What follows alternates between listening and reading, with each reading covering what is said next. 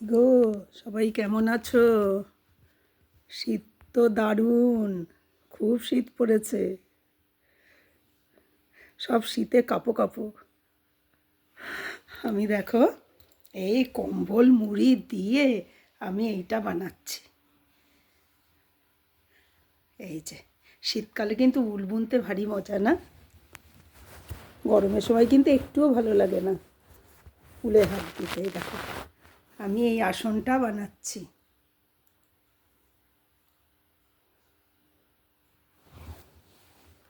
এটা একটা আসন, এটা বসে পুজো করতে পারবে। এটার উপরে বসে পুজো করবে। এটা ঠাকুরের আসন নয়। পুজো করার সময় যে আসন পেতে আমরা বসি, ঠাকুরমশাই বসে, এটা সেই আসন বানাচ্ছি। দেখো, একটু বাকি আছে, অল্প একটু বাকি আছে, দেখাচ্ছি তোমাদের কোন জায়গাটা বাকি আছে। শুধু এই জায়গাটা বাকি, একটুখানি বাকি আছে। এই যে আমি যে এই ঝুলমিগুলো দিচ্ছি না, এই জায়গাটা একটু বাকি আছে। এই জায়গাটা এখন আমি বসে বসে কমপ্লিট করে ফেলব। একটুখানি তো শেষ করে ফেলি, তারপর আবার আরেকটা কাজ ধরবো। অত ভীষণ ভালো লাগে, জানো তো?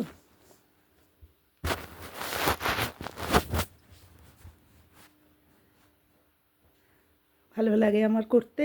আর যাদের ভালো লাগে না, তারা ভাবে কি করে সারাদিন ভরে উলবনে।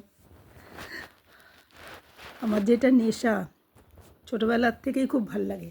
তা ছোটোবেলায় তো কাউকে দেখাতে পারতাম না, নিজের মনেই বুনতাম, একে তাকে দিয়ে দিতাম।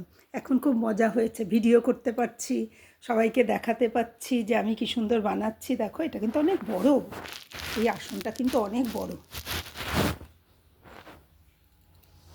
এইটার তলায় আবার একটা নতুন কাপড় দিয়ে আটকিয়ে দিতে হবে। এই দেখো কেমন লাগছে আসনটা।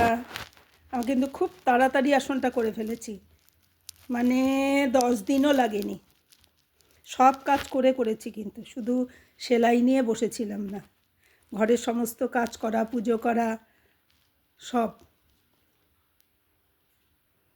লোকের বাড়ি যাওয়া, আতিথেয়তা রক্ষা করা, সব করেই কিন্তু আমি এটা করেছি। এই দেখো, আমাকে সারা রাত বুনতে দিলেও আমি বুনবো বোধহয়, যদি আমার ঘুম না আসে। তোমাদের দেখালাম আজকে। ইচ্ছা ছিল 25শে ডিসেম্বর এটা শেষ করে ফেলবো, কিন্তু হলো না, একটুখানি বাকি আছে। এটা শেষ করে ফেলবো, এবার যার আসন তাকে দিয়ে দেবো। এটা চলে যাবে ব্যাঙ্গালোরে। আমার এক বোনঝি বলেছে ওকে একটা আসন বানিয়ে দিতে হবে, ওর জন্যই বানিয়েছি এটা। ঠিক আছে, তোমাদের কেমন লাগলো আমাকে বলবে। যারা নতুন তারা আমাকে সাবস্ক্রাইব করে দেবে, শেয়ার করে দিও, কমেন্ট করে দিও কেমন লাগলো। Good night.